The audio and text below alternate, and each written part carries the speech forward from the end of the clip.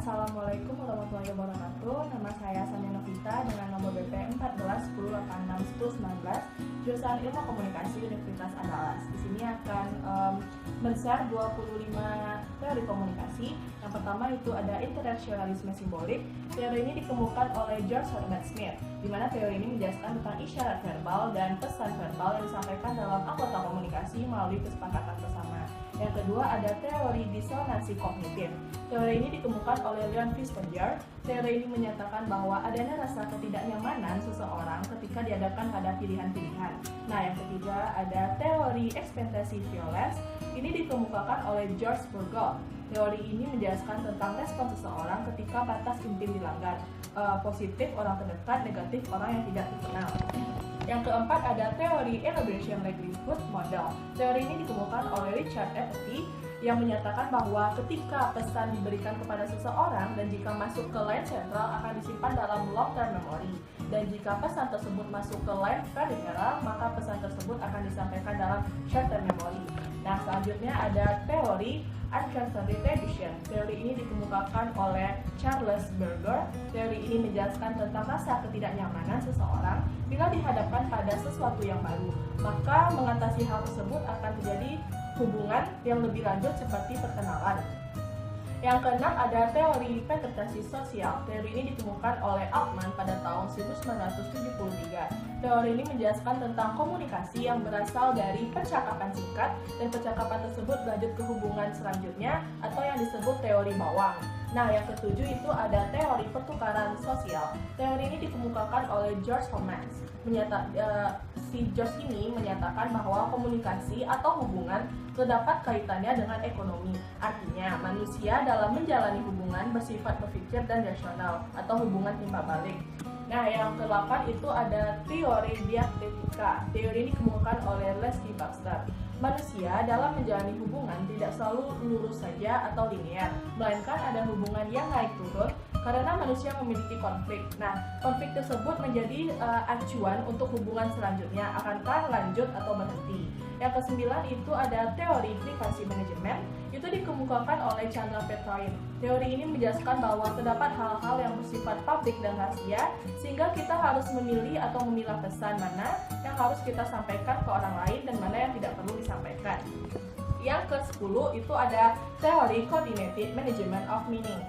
Teori ini dikemukakan oleh Bernard Peirce dan Feron Constant yang menyatakan bahwa manusia melakukan komunikasi dengan aturan yang membantu menginterpretasikan apa saja yang dikomunikasikan orang lain.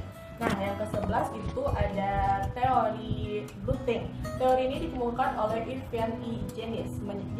Si Irvin ini menyatakan bahwa dalam suatu kelompok itu lebih mementingkan konfidensialitas kelompoknya. Artinya, suatu kelompok mempertahankan argumen atau pendapat dari kelompoknya sendiri. Yang ke-12 itu ada teori struktural. Teori ini dikemukakan oleh Anthony Giddens.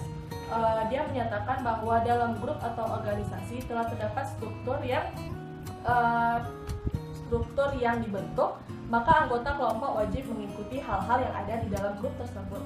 Nah, yang ke-13 itu ada teori budaya organisasi. Nah, teori ini diperkenalkan oleh Michel Patowski. Dia mengatakan pentingnya perilaku komunikatif individu di dalam kelompok. Artinya, setiap anggota di dalam kelompok dituntut untuk berkomunikasi secara aktif. Yang ke-14 itu ada teori informasi organisasi. Dalam organisasi tidak didapatkan satu orang saja, melainkan seluruh anggota dari organisasi tersebut wajib ikut memberikan informasi. Yang ke-15 itu ada teori konferensi simbolik. Teori ini dikemukakan oleh Robert Belles. Dalam sebuah grup pasti terdapat sebuah simbol yang hanya diketahui oleh anggota kelompok itu saja. Yang ke-16 ada teori cultural studies. Ini dikemukakan oleh Marxisme. Teori ini menyatakan bahwa budaya dapat diciptakan dan dapat dipengaruhi oleh media. Penguasa menggunakan media untuk mendapatkan keuntungan seluas-luasnya. Yang ke-17 itu ada teori kualifikasi, yaitu teori dikemukakan oleh George Gardner.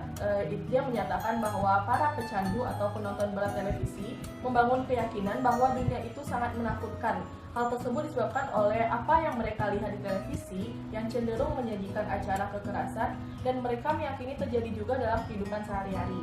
Yang ke-18 itu ada teori spiral of silence. Teori ini dikemukakan oleh Elizabeth Noelle Neumann pada tahun 1976. Teori ini menjelaskan bahwa terbentuknya pendapat umum ditentukan oleh suatu proses saling mempengaruhi antara komunikasi massa, komunikasi antar pribadi, dan persepsi individu tentang pendapatnya dalam hubungan dengan pendapat orang lain dalam masyarakat.